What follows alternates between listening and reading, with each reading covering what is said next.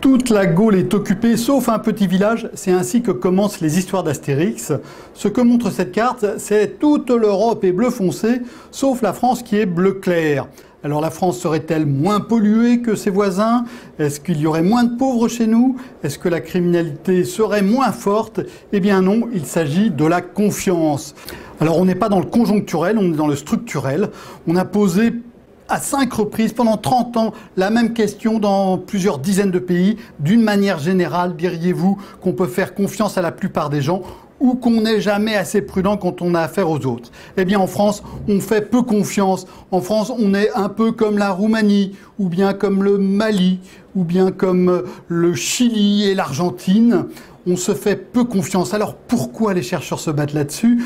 Yann Algan et Pierre Cahu, qui ont établi cette carte, expliquent que c'est notamment à cause de la protection sociale telle qu'elle a été mise en place après-guerre, où l'État joue un rôle très important. D'autres explications s'affrontent. Ce qui est sûr, c'est quand on se fait peu confiance, c'est difficile de discuter. Par exemple, dans une entreprise, quand il y a un problème pour savoir s'il faut geler les salaires pour préserver l'emploi, quand on ne se fait pas confiance, c'est difficile. Donc cette question de la confiance structurelle, c'est une question très importante en France.